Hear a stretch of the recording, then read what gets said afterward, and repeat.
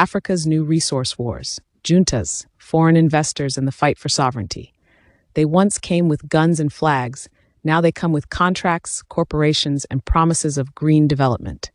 From Niger to Mali, from Burkina Faso to Guinea, and even across Liberia and Tanzania, Africa's land and resources are being contested like never before. But this time, something has changed. Military governments across the Sahel are no longer waiting for Western approval. They are seizing mines, tearing up contracts, and declaring, "Our wealth must serve our people." Niger's military government has shocked the global mining industry by nationalizing the country's only industrial gold mine.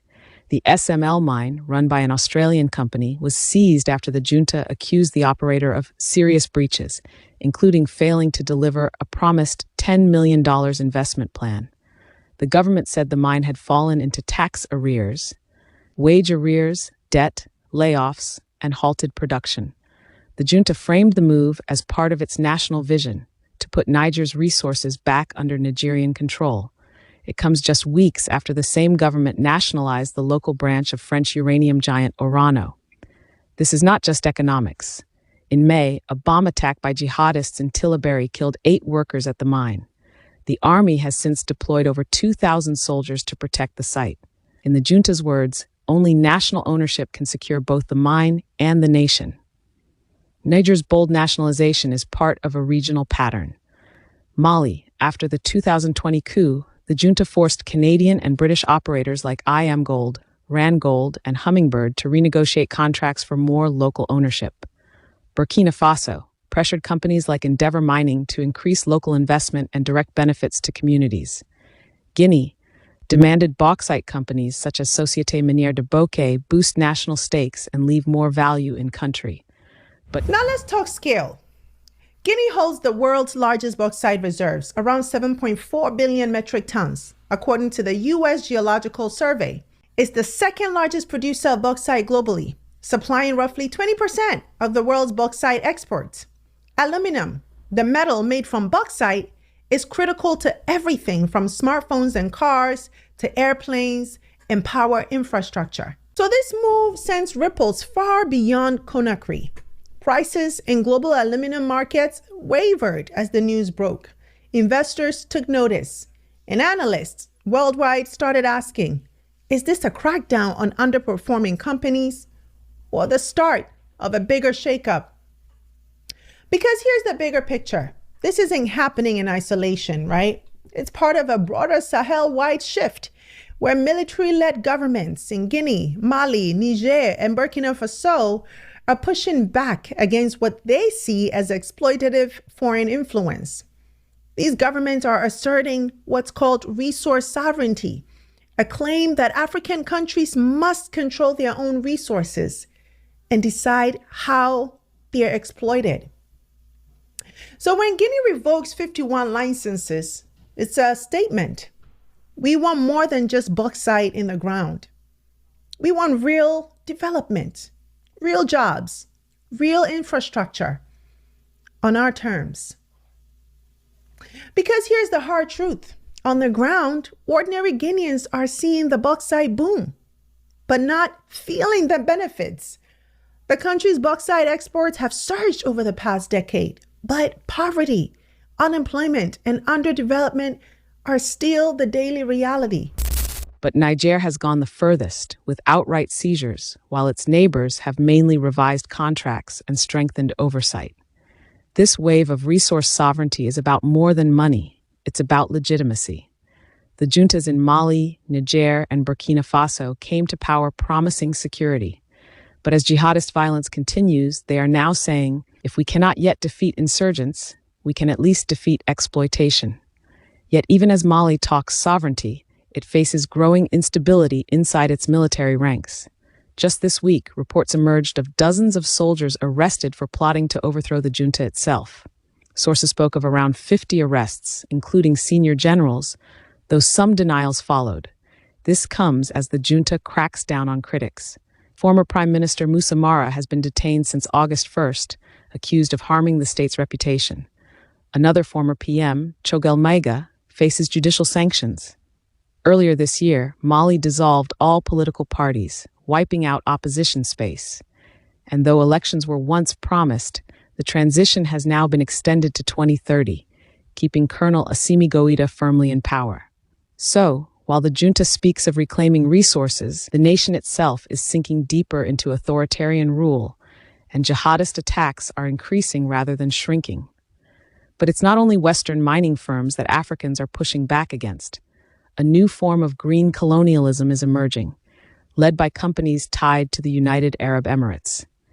In Liberia, Dubai-based Blue Carbon, owned by Sheikh Ahmed Dalmouk Al Maktoum, has signed a deal giving it control over 10% of Liberia's land, 2.5 million acres of forest for carbon credit projects. The agreement runs for 30 years, sparking outrage over sovereignty and community rights. In Tanzania, thousands of Masai people have been displaced from ancestral lands to make way for safari and hunting reserves linked to UAE-backed projects. Do you know anything about the Serengeti that you haven't learned from The Lion King? The Serengeti is the traditional home of the Masai people. And the Masai have been evicted from the Serengeti in 1959 with the promise that they will receive a different land. That is the place I'm standing in the Ngorongoro conservation area. It was proposed that they can live here with their livestock and cultivate here. But now the government wants to extend more tourism. They want to build 5-star hotels, they want to make more money, and now the Masai communities are trying to fight back. In 2021, the Tanzanian government decided that they want to start pushing the people out of this area, which they had promised originally that the people can keep forever. They have suspended all social services. No school, no hospital, no government. Last summer, tens of thousands of Masai were coming together in what was probably the largest protest of the community in decades. And their demand is very clear. Either the government keeps their promise and allows them to stay here in this land, which they have been in for the last 70 years, or they want to have back their ancestral land in the Serengeti. My name is Samuel Nangiria and I come from Masai community in Ngorongoro district. I come from Loliondo and I'm here to say something about what is happening now in Loliondo and Ngorongoro, and in Ngorongoro specifically.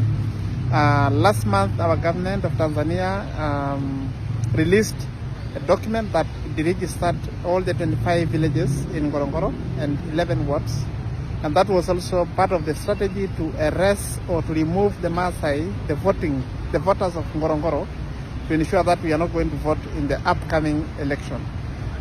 We got into protests, blocking the road and communicate our feelings to the government, saying that the Masai are part and parcel of what is Ngorongoro. We are not people and there is Ngorongoro. Ngorongoro and us are one and the same. We have taken care, we have protected, and we are ready to continue doing so, because we know protection of nature is not a project to us, but it is way of life. And they came to listen. They, at least for now, they released us to continue doing the election, which is coming up this November. So that is what I'm calling upon for the international community to stand with us. We are protectors of nature. Everybody knows we have maintained our culture, which is the source of all the wisdom that we are using to protect Ngorongoro and elsewhere we live in Kenya and Tanzania. Thank you. Across Africa and beyond, Blue Carbon has signed similar deals covering land almost the size of the United Kingdom.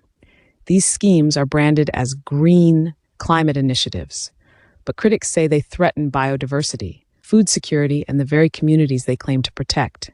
Dubai plays a central role. With world-class financial services but looser regulations, it allows Western and Gulf investors to funnel money into African projects, often hidden from scrutiny.